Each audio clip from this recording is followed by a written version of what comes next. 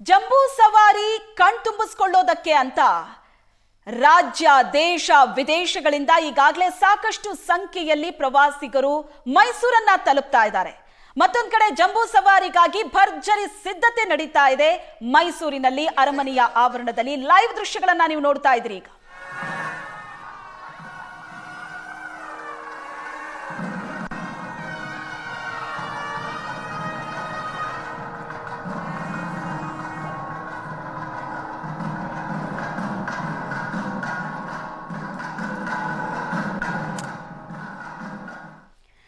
ಈಗ ಮೈಸೂರಿನ ಬಗ್ಗೆ ಮತ್ತು ಮೈಸೂರು ದಸರಾದ ಬಗ್ಗೆ ಹೆಚ್ಚಿನ ಮಾಹಿತಿಯನ್ನ ತಿಳಿಸ್ಕೊಡೋದಕ್ಕೆ ಇತಿಹಾಸಕಾರರಾದಂತ ಧರ್ಮೇಂದ್ರ ಅವರು ನಮ್ಮ ಜೊತೆ ಜಾಯ್ನ್ ಆಗಿದ್ದಾರೆ. ಸರ್ ನಮಸ್ತೆ.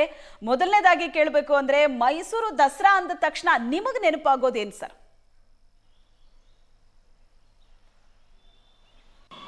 ಎಲ್ಲರಿಗೂ ನಮಸ್ಕಾರ. ನಾನು ನಿಮ್ಮ ಪ್ರೀತಿಯ ಧರ್ಮಿ. ಮೊದಲಿಗೆ ಎಲ್ಲರಿಗೂ ದಸರಾ ಹಬ್ಬದ ಶುಭಾಶಯಗಳು. ತಾಯಿ ಚಾಮುಂಡೇಶ್ವರಿ ನಮ್ಮನ್ನೆಲ್ಲ ಹರಿಸಲಿ. ಎಲ್ಲರೂ ಒಂದಾಗಿರೋಣ, ಒಟ್ಟಾಗಿರೋಣ, ಭಾವೈಕ್ಯತೆಯಿಂದ ಇರೋಣ, ನಾವೆಲ್ಲರೂ ಆರೋಗ್ಯದಿಂದ ಇರೋಣ, ನೆಮ್ಮದಿಯಿಂದ ಇರೋಣ, ನಿರಾಳತೆಯಿಂದಿರೋಣ. ಇವತ್ತಿನ ನೀಡ್ ಆಫ್ ದಿ ಅವರ್ ಇವೆಲ್ಲ. ಸೊ ನಾವೆಲ್ಲ ತಾಯಿ ಚಾಮುಂಡೇಶ್ವರಿಯ ಕೃಪೆಗೆ ಪಾತ್ರರಾಗೋಣ ಅಂತ ಬಯಸುತ್ತಾ ಅವಳನ್ನು ಪ್ರಾರ್ಥನೆ ಮಾಡ್ತಾ, ಮೈಸೂರು ದಸರಾ ಅಂತ ನೆನಪಾಗೋದು, ಮೈಸೂರು ದಸರಾ ಅಂದ ತಕ್ಷಣ ನೆನಪಾಗೋದು ಮೊದಲು ನಾವೇ. ಯಾಕೆಂದರೆ ನಮ್ಮಂಥ ಅದೃಷ್ಟವಂತರು ಈ ಜಗತ್ತಿನಲ್ಲಿ ಯಾರೂ ಇಲ್ಲ. ಇಡೀ ಜಗತ್ತು ಹೊತ್ತಿ ಉರಿಯುತ್ತಿರ್ತಕ್ಕಂಥ ಸಂದರ್ಭದಲ್ಲಿ ನಾವು ಕನ್ನಡಿಗರು ಮೈಸೂರು ದಸರಾ, ಮುಂದೆ ಬರುವಂಥ ರಾಜ್ಯೋತ್ಸವ, ಮುಂದೆ ಬರುವಂಥದ್ದು ಎಲ್ಲ ಹಬ್ಬಗಳಲ್ಲಿ ನಾವು ಮೈಮರ್ತಿದ್ದೀವಿ. ತಾಯಿ ಚಾಮುಂಡೇಶ್ವರಿ ನಮ್ಮನ್ನು ಎಷ್ಟೆಲ್ಲ ಹರಿಸಿದ್ದಾಳೆ ಅಲ್ವೇನ್ರಿ? ನಮಗೆ ಕಷ್ಟ ಇಲ್ವಾ? ಇದೆ. ನಮಗೆ ತೊಂದರೆಗಳಿಲ್ವಾ? ಇದೆ. ಆದರೆ ನಮಗೆ ತಾಯಿ ಚಾಮುಂಡೇಶ್ವರಿ ಆಶೀರ್ವಾದ ಇದೆ.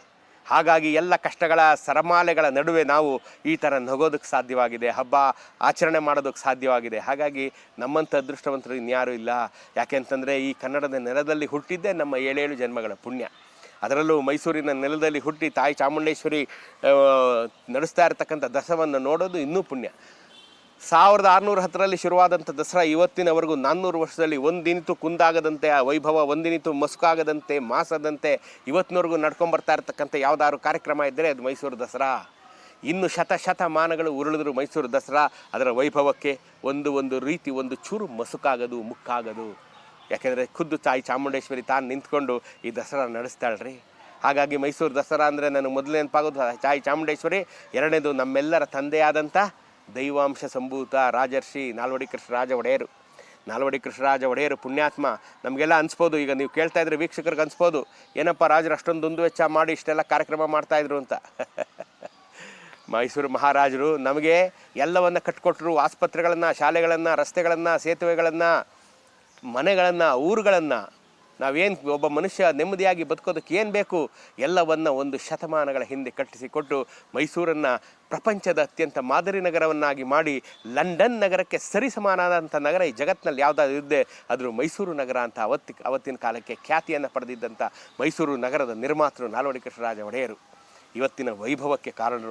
ಇವತ್ತು ನಾವು ಮೈಸೂರಲ್ಲಿ, ಬೆಂಗಳೂರಲ್ಲಿ, ಬೆಂಗಳೂರಿನಲ್ಲಿ 2 ಕೋಟಿ ಜನಸಂಖ್ಯೆ ಇರತಕ್ಕಂಥ ಬೆಂಗಳೂರಲ್ಲಿ ನಾವೆಲ್ಲ ಒಂದು ಸ್ವಲ್ಪ ನೆಮ್ಮದಿಯನ್ನು ಉಸಿರಾಡ್ತಾ ಇದ್ದೀವಿ ಅನ್ನೋದು ಕಾರಣ ನಾಲ್ವಡಿ ಕೃಷ್ಣರಾಜ ಒಡೆಯರು ಕಟ್ಟಿದಂಥ ಪಟ್ಟಣ ಬೆಂಗಳೂರು ಪಟ್ಟಣ ಅಲ್ವೇ? ಹಾಗಾಗಿ ಮೈಸೂರು ದಸರಾ ಅಂದರೆ ಮೊದಲು ನೆನಪಾಗುವಂಥದ್ದು ದೈವಾಂಶ ಸಂಭೂತ ರಾಜಶ್ರೀ ನಾಲ್ವಡಿ ಕೃಷ್ಣರಾಜ ಒಡೆಯರು, ತಾಯಿ ಚಾಮುಂಡೇಶ್ವರಿ. ನೋಡ್ರಿ, ನಾವು ಇಲ್ಲಿಂದ ಚಾಮುಂಡಿ ಬೆಟ್ಟಕ್ಕೆ ಹೋಗಿ ಚಾಮುಂಡಿ ತಾಯಿ ನೋಡಿ ಆಶೀರ್ವಾದ ಪಡೆಯೋದು ಒಂದು ಕಡೆ, ಆದರೆ ಖುದ್ದು ತಾಯಿ ಚಾಮುಂಡೇಶ್ವರಿ ಬೆಟ್ಟದಿಂದ ಇಳಿದು ಬಂದು ನಮ್ಮ ಹತ್ರಕ್ಕೆ ಬಂದು ನಮ್ಮನ್ನು ಆಶೀರ್ವಾದ ಮಾಡುವಂಥ ಅದ್ಭುತ ಈ ಜಗತ್ತಲ್ಲೆಲ್ಲರೂ ಇದ್ದರೆ ಅದು ಮೈಸೂರಿನ ದಸರಾದಲ್ಲಿ ಮಾತ್ರ. ನಾವೆಲ್ಲ ಎಲ್ಲಿ ನಿಂತಿರ್ತೀವೋ ಅಲ್ಲಿಗೆ ಬಂದು ತಾಯಿ ಚಾಮುಂಡೇಶ್ವರಿ ನಮ್ಮನ್ನು ಹರಿಸ್ತಾಳೆ. ಇದಕ್ಕಿಂತ ಆಶೀರ್ವಾದ ಬೇಕೆಂದ್ರೆ, ಇದಕ್ಕಿಂತ ಅದೃಷ್ಟವಂತರು ಬೇಕೇನ್ರಿ? ನಾವು ಕನ್ನಡಿಗರು ಎಷ್ಟು ಅದೃಷ್ಟವಂತರು ಅಂತಂದರೆ ನಮ್ಮ ಮನೆ ಬಾಗಿಲಿಗೆ ತಾಯಿ ಚಾಮುಂಡೇಶ್ವರಿ ಬಂದು ನಮ್ಮನ್ನು ಹರಿಸಿ ಹೋಗ್ತಾಳೆ ಅನ್ನೋಂಥ ಒಂದು ಸೋಜಿಗ ಭಕ್ತಿಯ ಪರಾಕಾಷ್ಠೆ ನಡೆಯುವಂಥ ಸಂದರ್ಭ ಮೈಸೂರು ದಸರಾ.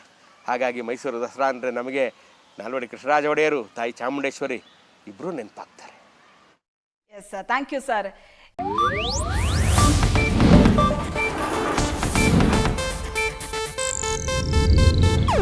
ಇದು ಏಷ್ಯಾನೆಟ್ ನ್ಯೂಸ್ ನೆಟ್ವರ್ಕ್ ಪ್ರಸ್ತುತಿ.